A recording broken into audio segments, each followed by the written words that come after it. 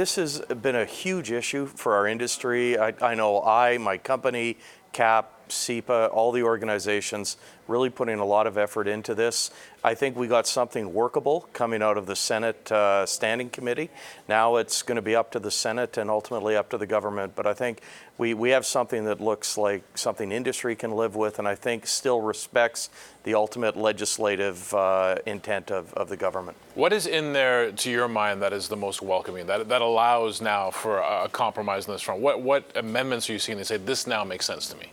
Well, I think the biggest concern we had is the original Bill C-69, in our view, created all kinds of opportunities for people to do mischief. Those who were intractably opposed to pipelines, to energy infrastructure. We're not asking for a free ride. We expect really stringent regulation.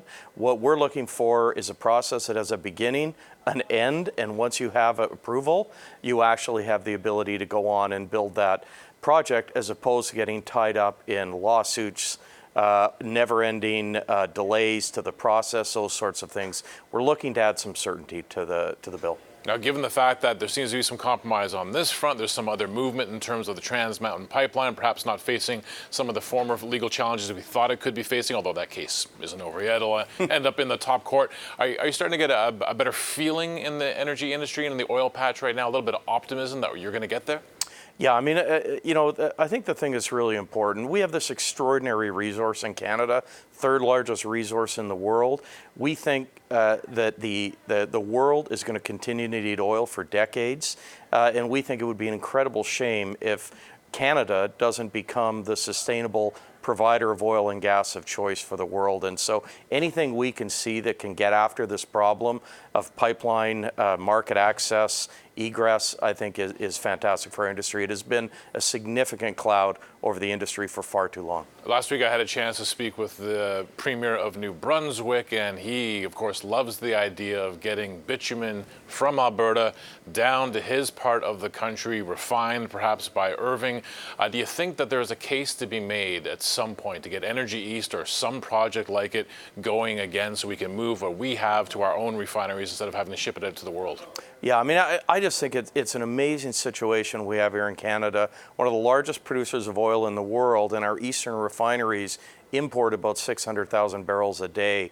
I think any project that could ultimately see Canadian companies processing Canadian oil in Canadian refineries, that has to be good for our country longer term. What about some of the calls that we're hearing, and probably not from the quarters we'd expect to hear them from? I'm thinking of Elizabeth May of the Green Party and other people making the argument, Rachel Notley when she was in the top job in Alberta, of getting some refineries built in Alberta. Do the economics make sense? I know they're very expensive endeavors to build a refinery. You know, they're extraordinarily expensive endeavors, and made more so by the landlocked nature of Alberta. You know, if you look at where most new refineries are being built, they're being built on tidewater, where you can bring in those big modules, and it just makes for a cheaper opportunity. But I would say, I think my own personal view is there's enough refining capacity in North America. I think what's important is that we have the pipeline access and the rail access to get that production to those existing refineries. If you can go refine Canadian oil in a refinery in Texas or in Eastern Canada, and you don't have to go through that capital expense of building a new refinery, that just strikes me as a prudent thing to do. Now, when it comes to the actual price that we get for our product, Western Canadian Select is the one we show our audience all the time. Of course, we're used to there being a differential with West Texas Intermediate, but then there's global forces as well. We know we have our pipeline issues, our transportation issues, but sometimes the price just gets knocked down because something happens between China, the United States, something happens in the Middle East. How hard is that to operate around, the sort of variations? You know, I think one of the things that a lot of people don't appreciate is how competitive Canadian oil has got. You look at my company, Cenovus, we are one of, if not the cheapest in terms of our operating cost per barrel. We're among the lowest in North America, which would make us among the lowest in the world. I think the Canadian producer has become incredibly cost conscious over the past 5 or 6 years.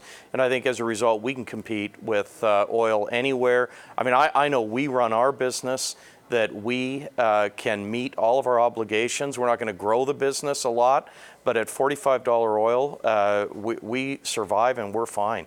And I think that a lot of people don't appreciate how competitive the industry has got. Jason Kenney is the Premier of Alberta now. Obviously, he's not a fan of the carbon tax. That is his job number one, to get rid of it. That just sets him up for a fight with Ottawa in terms of them imposing a carbon tax. Is this the fight that Alberta should be having right now at this point in the energy cycle? You know, I think the Premier has suggested that he obviously is not a fan of the carbon tax on individuals, but he has suggested that he is going to continue to have a carbon tax on large industrial emitters like Cenovus. From our perspective, we're okay with a carbon tax, and the only thing we would say about it is it's got to be competitive with our largest competitors, and it has to be reasonable. And I'd like to see the funds raised from a carbon tax going back to making our industry more competitive. In terms of that, and the technology that we can employ, do we feel that we're making the right strides in Canada getting to cleaner energy? And you said eventually we will move away from a carbon economy, but it is down the road. Oh, I think we're talking decades and decades. If you look at my company alone, over the last 15 years, we have reduced our carbon intensity per barrel of oil by a third. We believe we can continue to drive that by another 20 to 30%. And a lot of people do not appreciate Canadian oil is not the problem in the world right now.